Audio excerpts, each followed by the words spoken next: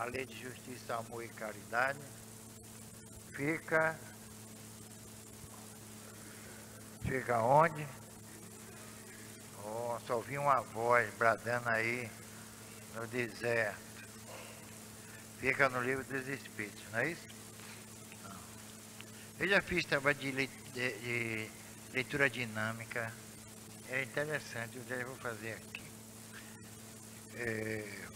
Aí as pessoas percebem muito mais do que se lê devagarinho, com calma. Está vendo? Né? E só as perguntas. E eu quero trazer para vocês um dia um trabalho que a gente fez com os livros publicados no Brasil, o Livro dos Espíritos, as traduções, para vocês sentirem as aberrações. Cada livro diz uma coisa diferente, de acordo com o tradutor. É um negócio lamentável. Eu não dou divulgação a isso, porque seria a arma na mão dos nossos inimigos. Porque o tradutor não querendo copiar o outro, aí fica inventando. E aí acaba com o pensamento dos espíritos e de Kardec. Isso é mais para estudar, hein? A melhor tradução é de Guion Ribeiro, da Federação Espírita Brasileira. É a melhor tradução que existe. Não é? Agora, Clarim, tem ID, tem LAC, Herculano Pires. Herculano Pires também deturpou. Né? Agora, o problema é ler no original, em francês. Aí a coisa muda de figura. Né? Está disponível na internet. Eu tenho o original. Então vocês, com o tempo, vão estudar e muito aqui. Né? A gente tem que estudar a doutrina espírita. Esse negócio de ficar estudando obra mediúnica, isso é bom, mas há muita coisa ali improvável, como dizia Gabriel Delan. Então, o capítulo 11 de O Livro dos Espíritos focaliza a lei de justiça, amor e caridade. Aí tem justiça e direito natural, direito de propriedade e roubo, caridade e amor ao próximo e amor maternal e filial. A justiça e direito natural. Allan Kardec de início faz esta pergunta aos espíritos: o sentimento de justiça é natural ou resulta de ideias adquiridas? As respostas das superiores entidades não deixa a menor dúvida quanto à natureza intrínseca do sentimento de justiça. Todos o possuem gravado no íntimo de suas almas, que se vai desenvolvendo gradualmente pelo progresso moral. É, pois, uma faculdade inata e não adquirida. Então, a justiça natural é inata. Todos nós temos em nosso íntimo gravada esta lei, chamada lei de justiça, ou a lei natural. Isso diz respeito ao quê? À própria vida, não é? E adiante, as respostas. Entretanto, Kardec, pretendendo esclarecer o assunto sob vários ângulos, levando em conta a sua complexidade, indaga: se a justiça é uma lei natural, como se explica que os homens a entendem de maneiras tão diferentes que um considere justo o que a outro parece injusto? Mais uma vez, a resposta dos espíritos se apresenta com aquela lógica de sempre. Aí, quando acabar um desavisado da vida, diz que este livro está ultrapassado. Vocês acham isso? Isso é um absurdo. Se o livro dos Espíritos e Kardec e a obra de Kardec estão ultrapassados. Isso, olha, mente, isso é um negócio sério. Pessoas que se arvoram donos do espiritismo na Bahia, que acham que são muito importantes, quando não tem importância nenhuma. São pessoas que passam e depois são esquecidas, porque nada deixaram de produtivo, principalmente no campo intelectual. Então nós precisamos, eu assumi uma posição ingrata, de dizer, um espírito está criticando os espíritas. Se a gente fizer isso, ou se atender esse pessoal, o que é que vai acontecer? As coisas vão piorando. Eles têm que temer alguém. E eu quero ser temido nisso. E cada um diz uma coisa diferente. Está parecendo o menino, o velho burro. Vocês conhecem? Um burro, o menino e o velho vêm montado num burro. Aí o povo, mas que absurdo. Dois montados num burro, coitado. Aí o velho mandou descer o menino. Aí adiante, mas não é possível. O velho ali, ele ainda forte, e a criancinha, coitada, andando. Ele aí inverte. Bota a criança no burro e vai andando. Ele vai para lá, um velho, coitado. O menino ainda forte, saudável. Essa é a opinião do povo. Se a gente for atrás da opinião desse povo, a gente não fica mesmo que mosca de padaria, já viram? Não sabe onde pousar, coitado, fica doida. Não é? Então a gente tem que... Eu tenho uma linha coerente. Desde cedo comecei a criticar o que via. Desde cedo. É uma questão minha. Bernardo está errado. Talvez até eu esteja errado. Mas eu quero errar fazendo alguma coisa séria. Esse negócio de cada centro espírita hoje segue uma metodologia ligada ao quê? À psicologia, como eu disse aí. Há centros aqui, para a pessoa fazer uma palestra, ela tem que ser sabatinada pelos psicólogos de plantão. O que é que um psicólogo entende de espírito? Já imaginou um psicólogo me sabatinando? Ele se arrepende da hora que nasceu. O que é que o psicólogo que sabe de espiritismo? Pensa o quê? Passa algum tempo na faculdade e conhece a alma humana? Hein?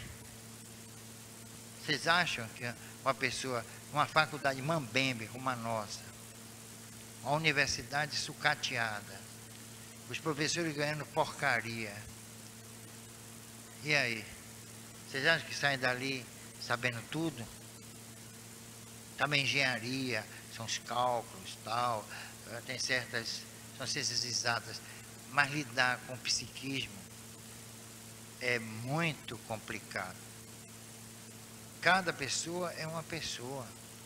Ela pode estabelecer, como eu disse, parâmetros. Tipifica a coisa aí, entra naquele hall de... Não pode, minha gente. Olha, eu tenho um caso contado num dos meus livros, acho que é sobre o perispírito. Um menino em Portugal andava, se alimentava, ia para a escola e começou a sentir uma dor de cabeça. E foi se agravando e resolveram abrir. Pois bem, não havia mais cérebro, mas um líquido. Ora, se não havia cérebro, porque ele andava, se alimentava, falava. Esses casos não produzem no Saara aqui. Aqui no Saara tem muitos. Então, a gente não sabe nada, minha gente. Ninguém sabe. É como eu disse na rádio, a gente tem que estudar, pesquisar. E não dar uma de professor, de magista dix. A gente não sabe, a gente pode se colocar como dono da verdade. Quando eu falei do caso da menina, boa, por que a medicina não se aproxima da gente? Por quê? A medicina vai se aproximar de quê? De um centro espírita que não se estuda, não se quer nada, é tudo diversão, tudo é lúdico. Já estão agora com pagode. Até Zeca Pagodinho está fazendo sucesso dentro de centro espírita. Eles estão desmoralizando.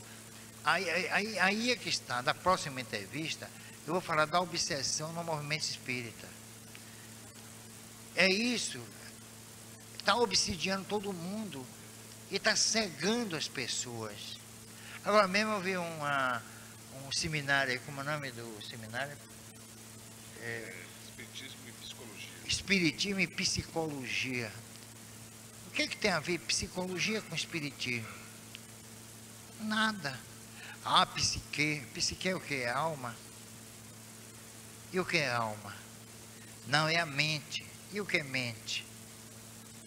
Onde é que ela fica? É como Carlos Embaçaí, viu? O grande Carlos Embaçaí. Pega a introdução do meu livro, dos raps da comunicação instrumental. Viu? Tem alguém tem aí a mão?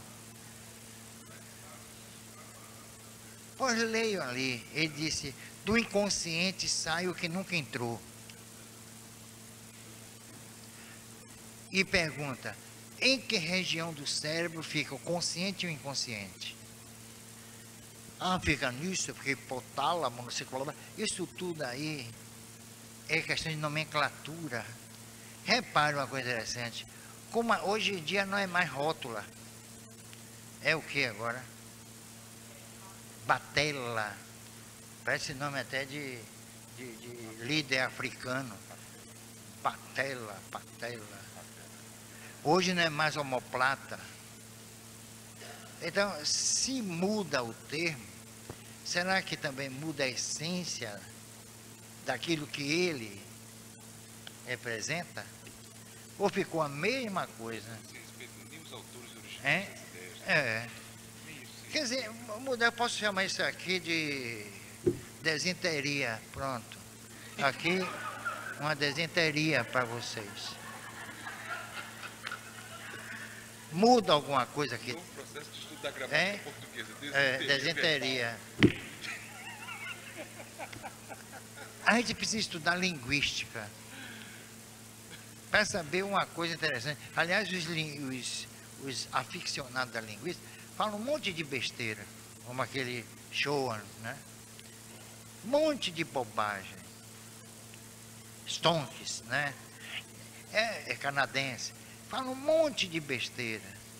As palavras não representam a essencialidade das coisas. Os espíritos disseram a Kardec: o homem desconhece a natureza íntima das coisas. Então a gente dá nome às coisas. Mas isso não significa que aquelas coisas, né, que aqueles nomes representem a essencialidade das coisas. É muito simples dizer: não, isso aqui é isso, aqui é aquilo. Se quiser mudar, muda. Pronto. Hoje é rótula, amanhã é batela, né? Canela, vira o quê? Né? Vou dar o nome de batata da perna, é panturrilha. Não é? A gente pode mudar. A gente muda. Isso não quer dizer que a mudança signifique também a transformação da coisa. Olha, eu vou te contar, viu? O que impera no Brasil é a burrice. Por isso que eu disse, a unanimidade é burra mesmo. Que a pessoa sai de uma faculdade de psicologia, filosofia, a outra também. Uma vez um aluno de filosofia pediu para eu gravar um documentário, eu falando sobre filosofia. Foi um escândalo. Foi um escândalo mesmo, porque eu disse, os brasileiros não sabem o que é filosofia. Ou vocês pensam que é a busca amorosa da sabedoria? Existe uma ciência filosófica, quer dizer, baseada aqui na experimentação e na repetição até dos próprios fatos. Então a gente precisa reestudar como existe uma filosofia espírita, que é uma filosofia específica, atípica até, e que não se estuda, não se pesquisa. O que quer dizer a filosofia? No sentido assim, político, sociológico. Ela se confunde com a própria sociologia. É o estudo não apenas da natureza humana, ou da sua projeção social, das elucubrações sobre o ser, sobre a vida. Não é isso não. É uma coisa muito mais profunda, já ganhou uma dimensão mais ampla. E a doutrina espírita, a filosofia espírita, é muito mais profunda, porque ela trata do homem, esse é uma evidência sociológica, em nível de planetário e em nível espiritual, simultaneamente. Que nós vivemos as duas dimensões paralelamente. Nós não vamos para o mundo espiritual quando a gente morre, nem a gente vai para o mundo espiritual quando sai do corpo, porque a gente já está no mundo espiritual. Então, a rigor, ninguém vai para lugar nenhum, já está. Então, como interpretar isso? Como a gente pode viver, ter essa vida dupla, né? Aqui e lá, entre aspas. E o que é lá, e o que é aqui. Uma interação constante. Existe uma identificação plena, sem haver, sabe, que conflito entre o espírito, através do seu perispírito, e o corpo físico. Então, como a gente estudar isso? Como dimensionar isso? Através de quê? Através da filosofia espírita. Por quê? Porque essa vivência não é apenas orgânica, não é apenas espiritual, é sobretudo ética. Senão a vida não teria significado. O porquê do existir? Por que nós existimos? Aí é uma pergunta filosófica, eminentemente filosófica. Para quê? Qual o teleologismo da existência? Quer dizer, a finalidade da existência? É nenhuma? Tudo se acaba na morte? Existe o acaso, como nosso companheiro Djalma muito bem discorreu no seminário? Existe o acaso ou existe um planejamento em tudo? E feitas ocultas, sem que percebamos. Mas quem planeja aí? Quem é o autor desse planejamento? É o Espírito. Mas de que elementos ele lança a mão para planejar? É de acordo com o quê? Com sua visão particular, de vida, de mundo, de Deus, sei lá. É de acordo com seus valores, que foram sedimentados através do tempo, estratificados através do tempo. É de acordo com a sua visão, ou a visão que ele tem do próprio ser humano, do seu próximo, da sociedade onde ele está vivendo. A coisa é muito mais complexa do que a gente pensa. As coisas não são tão simples. Então a doutrina espírita exige estudo, e estudo constante, que ela é dinâmica. Ela não é como a religião. As religiões têm aquelas informações dadas pelos seus respectivos gurus, né? E se acaba ali, nasce e morre ali. Por exemplo, o que Maomé disse é irretorquível, ninguém pode nem contestar. O que Moisés falou e os grandes profetas falaram, também. No catolicismo, a liturgia, toda aquela parafernália de ritos, procedimentos, etc., aquilo ali você não pode contestar. Você vai dizer o que é o padre? Ó, seu padre, por que o senhor está usando incenso? Para que o incenso? Às vezes ele nem sabe, coitado, para quê? Eu sei que ele toma turíbulo para os outros. Por que a vela, seu padre? Hein? Eu não frequentei a igreja católica, mas se frequentasse eu ia perguntar. É como eu digo, meu pai, graças a Deus, foi ateu. Então eu não frequentei igreja nenhuma. Mas lá nos protestantes, se vocês não podem se desviar da Bíblia, do Velho Testamento, não é? É aquilo ortodoxo. Aqui é diferente. Aqui vocês podem levantar-se, Bernardo, você tem opinião sobre isso, eu também tenho a minha. Pronto. Eu posso até discordar, mas como dizia Voltaire, né? Posso discordar da sua opinião, mas eu vou fazer tudo para defendê-la. Eu vou ouvir. Por quê? Porque não é uma doutrina ortodoxa. Ela não tem ritual. É por isso que a gente não pode considerar espiritismo religião. Porque nada nos pega. Agora, tem uma coisa. Os princípios não são dogmas. São verdades. Por exemplo, a imortalidade. Todos somos imortais. Independentemente da postura religiosa, das suas convicções, das suas crenças e descrenças. Todos somos imortais. Não é o espiritismo que diz isso. Não é um ponto doutrinal. É uma realidade existencial. Todos reencarnamos. Aí, vejam só. Isso não é um axioma. Não é um dogma. Mesmo assim, as pessoas têm o direito de dizer: eu não acredito. Não é verdade. Pronto. Mas independe da opinião da pessoa. Porque a imortalidade é um fato que se afirma por si só. E não depende da opinião, nem da crença, nem da descrença. Não tem validade nesse particular. Diga.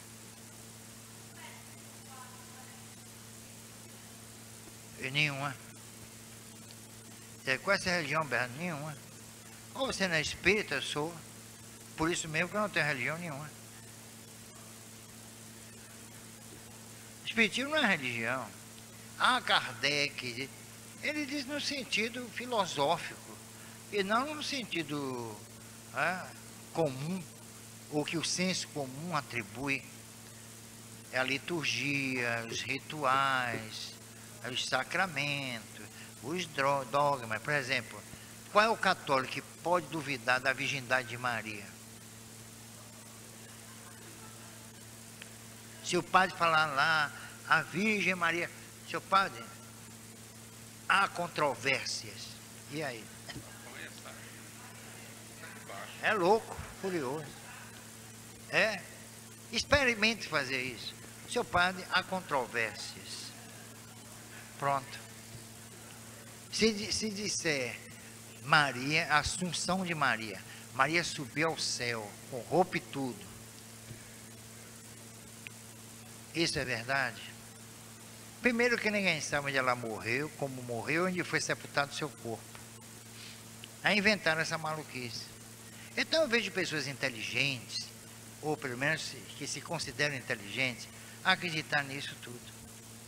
Isso não é inteligente. Isso é burrice. Acreditar que Jesus, a ressurreição. E o que é a ressurreição? É a coisa mais louca que eu conheço. O que é ressurgir? O que é a ressurreição? Não tem pé nem cabeça, minha gente. No entanto, vá contestar. Agora, aqui não. Aqui vocês podem dizer, não. Isso aí eu entendo dessa forma. As pessoas vão entendendo a doutrina ou a interpretação dos seus princípios de acordo com o quê? Com a sua visão. E isso cria um processo seletivo, porque eu não posso estabelecer semelhanças ou paridade pela burrice e pela falta de entendimento. Eu não sou candidato a presidente, então posso falar à vontade, né? Porque tem um candidato à presidência aí, chama o eleitor de burro, né? E se deu mal, eu não, estou um pouco me lixando. Então, resultado, a interpretação do Espiritismo varia de pessoa a pessoa, de acordo com o quê? Com o seu grau de percepção, seus valores, não é? Sua inteligência, seus conhecimentos. Vejam, então, a confusão que se forma. Aí eu digo uma coisa aqui, tem muita gente que não concorda. Tá, essas pessoas estão erradas? Não, estão certas, dentro do que? Da visão que elas têm daquilo ali. E a gente deve respeitar? Deve, até certo ponto. Isso não quer dizer que o meu pensamento seja melhor do que o dos outros. Mas eu me preparei, eu procuro fundamentar. E tem uma coisa, a gente tem que dar espaço à percepção, ao estudo, à pesquisa, à observação. E aí vem uma pessoa, agora tem pessoas assim, Bernardo, você diz assim, mas eu não aceito. Aí senta, não, levanta e me vai dizer por que não aceita. Não é? Então veja, a doutrina espírita é uma coisa muito complexa. Cada pessoa pode ter o seu ente de razão a respeito de um ponto doutrinal. E isso faz parte. É aí que está justamente a grandeza da doutrina espírita. Porque não é uma questão assim de Maria vai com as outras. Todo mundo pensa daquela forma. Todo mundo admite daquela forma. É a única doutrina no nosso plano que exige dos seus profitentes essas reflexões particularizadas. Pessoas como o Charles Richer, por exemplo. Então, o pensamento desses homens, quando Charles Richer chamou Kardec de ingênuo, depois ele se retrata. E por que ele se retrata? Que ele verificou a proporção que as pesquisas iam se desenvolvendo e se aprofundando, ele ia verificando que Kardec tinha razão. Em Alma-Ata, no Cazaquistão, teve lá as pesquisas não pararam, não. É que os russos guardam tudo em segredo. Houve um congresso lá no Cazaquistão e que Kardec foi a figura homenageada por todos os grandes pesquisadores. Por quê? Porque ele deu início a uma nova era no campo do desenvolvimento ou do conhecimento do ser, não no sentido filosófico, mas no sentido científico e filosófico, que a filosofia espírita é a única que se baseia na experimentação. Primeiro a ciência, primeiro a experiência, depois então que as elucubrações, as reflexões sobre vida, sobre o mundo espiritual, sobre o ser, sobre a lei de causa e efeito, os seus processos éticos, etc., sobre as leis morais. Então, a filosofia espírita tem como base a ciência espírita. É diferente da filosofia socrática, platônica, que não é experimental, é apenas especulativa. A filosofia espírita, sim, é a verdadeira filosofia, que tem como sustentáculo o quê? A experiência, o trabalho de laboratório. Por isso Kardec fala, veja que coisa fantástica, o espiritismo é uma ciência, uma filosofia de consequências morais. Então tem a ciência, é a base experimental, é o alicerce para a filosofia, que justamente são digressões em torno da imortalidade, da reencarnação, da comunicabilidade. Daí a importância fundamental dos grandes pesquisadores que legaram à doutrina um acervo assim fantástico de experimentações irrefutáveis, o que veio dar maior sustentação à filosofia espírita. E as consequências éticas? E aí tem, aí que fecha esse processo monolítico, ciência, filosofia e ética. É o homem que existe, não por existir, mas com uma finalidade. Então, o que caracteriza e tipifica a ética espírita é a sua teleologia, é a finalidade da vida, é o porquê da vida, e uma busca incessante, através da vida sucessiva, do desenvolvimento das potencialidades do próprio ser. À proporção que as reencarnações vão se sucedendo, o ser vai desenvolvendo, vai despertando as suas potencialidades. Por isso que é burrice, por isso que é imbecilidade, no sentido patológico, com direito a uma babinha, né? Que esse negócio de autoiluminação, autoconhecimento, equilíbrio interior, isso tudo daí é balela pura. O ser vai chegar realmente a ser equilibrado quando houver um mundo equilibrado para ele, e mundo resultado do seu próprio equilíbrio. É diferente, porque que adianta eu me equilibrar num mundo desse, tumultuado? Como dizia Castro Alves, um mundo de escarcéus. Eu serei esmagado, eu vou ficar na contramão da história, eu vou ficar deslocado. Então, primeiro, veja, repare Jesus, a figura central da doutrina de Jesus é o homem, e não a sociedade. Vocês observam o humanismo cristão. Jesus põe o homem como o fulcro de sua doutrina. A parte central de sua doutrina é o homem, o tempo inteiro. Por quê? Porque enquanto o homem não encontrar condições de despertar nele essas potencialidades naturais, onde aqui pontifica a própria justiça natural, de onde ela vem. De onde vem o problema da justiça natural? Ela surgiu de repente? É uma questão adquirida, como os espíritos negaram, que não é um processo adquirido? Como surgiu? Através de quê? É o despertar dessa justiça, através das reencarnações, através das experiências, muitas vezes dolorosas, no campo da injustiça, do arbítrio, da prepotência, e aí por diante. Então é isso que nós espíritas deveríamos estar estudando, deveríamos estar pesquisando. Então, ciência, filosofia e ética, nada de religião. Religião não leva a coisa nenhuma. Então nós somos, Kardec está superado. Não está, não.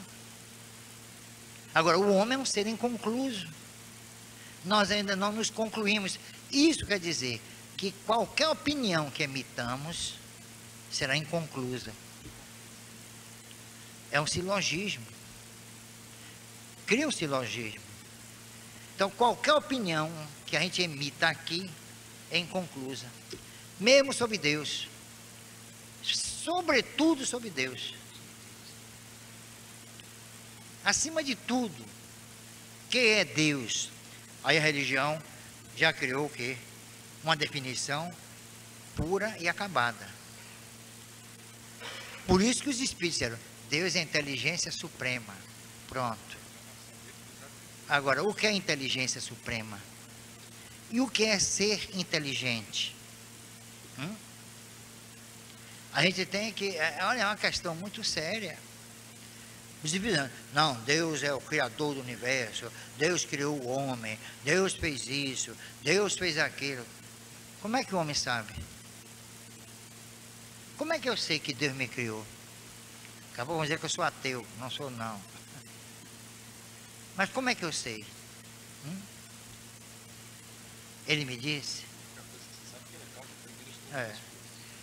Eu não sei se é Deus, se é uma Luz, né?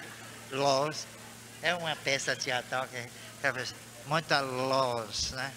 Eu não sei se é uma luz, eu não sei se é uma estrela, e aí por diante. Até a estrela é falsa, aqui não tem ponta. Estrela é a estrela é redonda. mas a gente pôs ponta nas estrelas, né? Então, o que é Deus? Eu não sei. A estrela tem pontinha. Você olha assim, porque fica assim faiscando, né? Mas se você botar um telescópio, acaba as pontas. Acabam as pontas.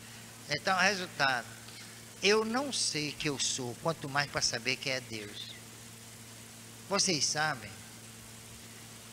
o nosso passado é completamente velado, não é? Daí a descrença. Mas é uma necessidade o passado ser revelado. Não, mas eu não me lembro de nada. Como é que eu estou pagando por uma coisa que eu não sei? Hein? Não é assim que dizem? Como é que eu estou respondendo por uma coisa que eu não me lembro? O Espírito se lembra. O Espírito sabe de tudo. Ele sabe porque está sofrendo. Ele sabe. Senão não teria sentido.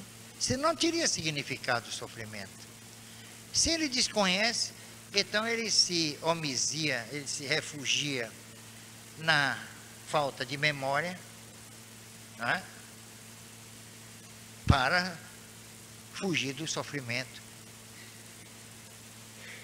Ou para melhor ainda, para o sofrimento não ter nenhum significado. Qual o significado da dor, da doença, do desespero? Por que nós sofremos tanto? Inutilmente? Nós ferimos alguém? Ou nós ferimos a lei que está em nossa consciência? Nós somos julgados pela lei, não pelas pessoas. Jesus disse, não julgueis, para não seres julgados. O que é que ele quer dizer? Que o julgamento é meramente humano e não divino. Então, quando a nossa consciência é culpada, nós nos julgamos. Ninguém tem o direito de me julgar,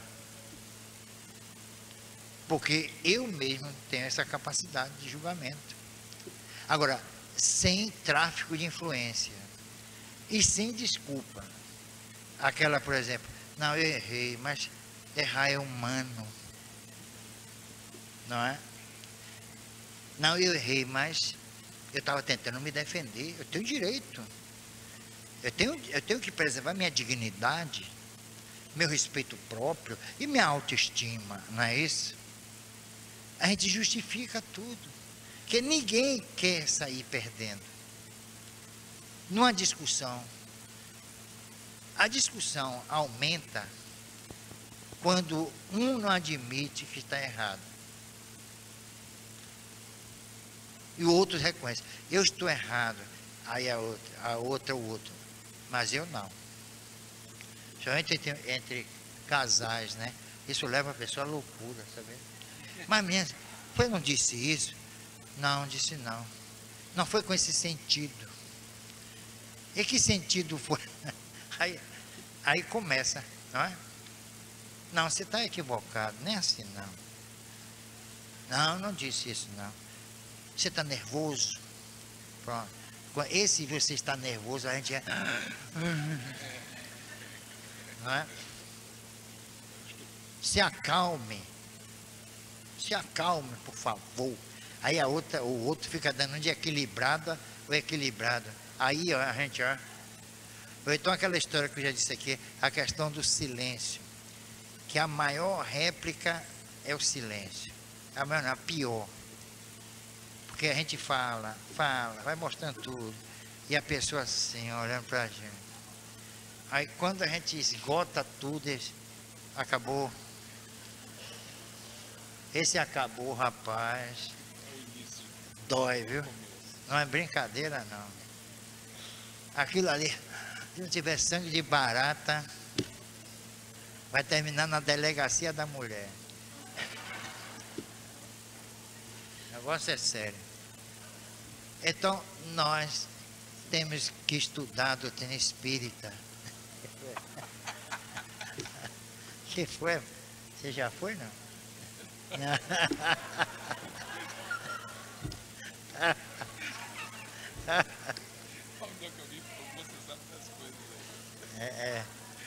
Ah, eu sei das coisas. O pior é que eu sei, mas nunca fui para delegacia de mulher, coisa nenhuma. Viu? Na hora H, a gente vai assim, faz das tripas coração, né? Tem que ter sangue de barata. E pronto, das costas sai e pronto, não é? Não é isso? Ou quando não quer, eu não brigo. Hein? Porque diz que, eu não sei nem se que barata tem sangue. Tem sangue? É uma expressão que diz, sangue de barata. Aliás, se tiver uma guerra atômica, a única que se salva é a barata, viu? Eu soube. Não atinge a barata, não. Essa hora todo mundo quer ser barata. É um barato mesmo. Bom, então, minha gente, nós temos que estudar, pesquisar. E aqui, em dezembro, nós vamos escolher aquelas pessoas que tiveram, no mínimo, 80% de frequência para a gente fazer pesquisa, tá bom? Não fiquem preocupados, né? Ah, porque isso vai desequilibrar. Mais desequilibrado que o povo está, não é? A coisa está desequilibrada mesmo. Esperemos que esse novo governo equilibre alguma coisa aí, não é isso? Pelo menos equilibre a balança comercial, que hoje eu ouço muito isso na televisão. O equilíbrio da balança comercial, eu não entendo nada. Né? O risco Brasil, Dow Jones, não sei o que lá. É coisa, rapaz, que eu fico assim pensando, eu não estou entendendo, e valia se esse pessoal no interior, no Jebe do Penedo, está ouvindo esse linguajar todo, não está entendendo nada, não é? Custo-benefício, uma opção de expressões, economês que chama, né?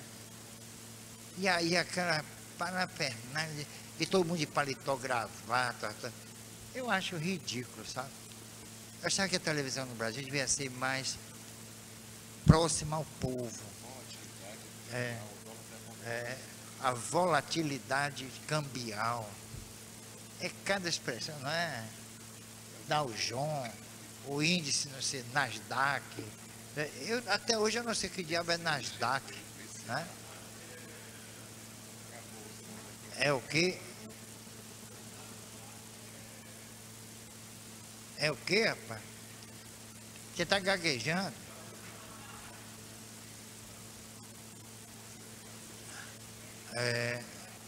A tecnologia, a realização, a voz. Fiquei no mesmo. Rapaz, mas usam expressões e mais expressões. É um negócio sério, viu? É cada uma. Será que Lula conhece isso tudo, meu Deus do céu? Conhece? Rapaz, esse é um negócio de doido. Tudo é aquela base assim, né? Aquelas expressões complicadas, né? Devia trocar em miúdos, né? Não é isso? Agora tudo é o mercado. Que o mercado. Eu penso que é o supermercado, né? É o mercado. O déficit, não sei o que lá, o superávit, déficit primário, eu não sei. Taxa de juros da Selic, o cupom se reuniu, né? E quando o cupom se reúne, meu filho, negócio sério, né? Então o Brasil está sendo dirigido por siglas, né? Tudo é sigla. Então nós estamos nessa de siglas. Pois é. Então vamos, né? Sobre o quê? O meu artigo? Sobre o quê?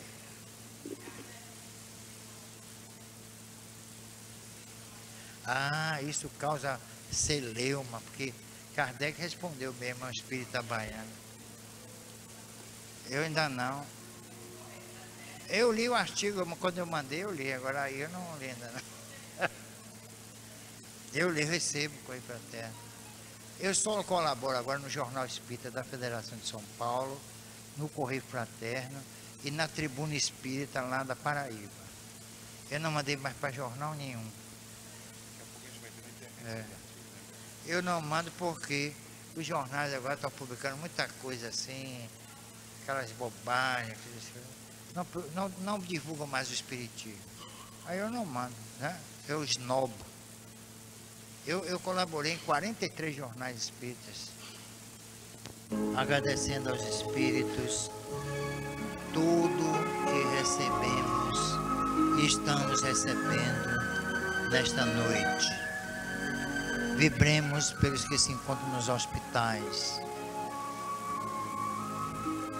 pelos que estão sofrendo. Vibremos pelo nosso movimento espírita. Às vezes a gente se coloca numa posição assim, realmente ingrata. Mas nós temos que defender a doutrina que amamos. Pouco importa que as pessoas gostem ou não, aprovem ou reprovem. É uma questão mais de consciência. Porque não é possível que estejamos há mais de 30 anos trabalhando pela doutrina, dando tudo de nós mesmos, renunciando a muita coisa, sofrendo a injustiça e a incompreensão, para depois, pessoas inexpressivas, que têm alguns momentos de fama, venham acabar denegrindo a doutrina dos espíritos. Qual a autoridade dessas pessoas? Onde essa autoridade que elas pensam que tem, onde essas autoridades se forjou? Qual a contribuição que essas pessoas têm dado ao espiritismo? Então as pessoas podem me julgar, eu sou crítico, eu sou isso, sou aquilo, mas eu sei porque eu estou fazendo isso. Para não acabar a doutrina aqui, como um dia acabou na Europa. Quando os sucessores de Kardec começaram a levar para dentro da Sociedade Parisiense de Estudos Espíritas doutrinas estranhas, terminou, sabe como? Dentro da sociedade fundada por Kardec, uma mulher sentada, lendo a Buena Dicha, com a bola de cristal na frente, lendo a sorte das pessoas. Foi assim que o espiritismo acabou em Paris, tristemente.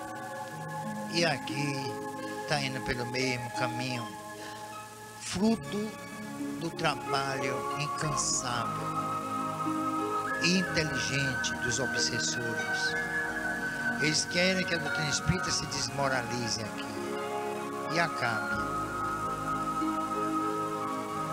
Pessoas que estão à frente de instituições, até instituição federativa, uma certa feita disse na faculdade aqui de Salvador: dizem que eu sou espírita, mas não sou espírita.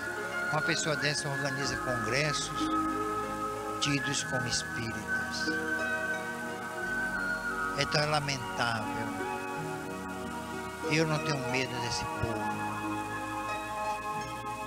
Enquanto eu puder, eu vou defender a doutrina, como eu fiz hoje na rádio. Eu não citei nomes, nem ofendi a quem quer que seja. E segui o exemplo de um Caíba Schutel, do próprio Leopoldo Machado, do Carlos Embaçaí, do Abel Mendonça, de todos esses nomes importantes do movimento espírita nacional. que se levantavam onde quer que estivessem para defender o espiritismo, à vista de todos, sem medo de serem julgados pelos próprios espíritas, porque deram e dão uma noção falsa de equilíbrio.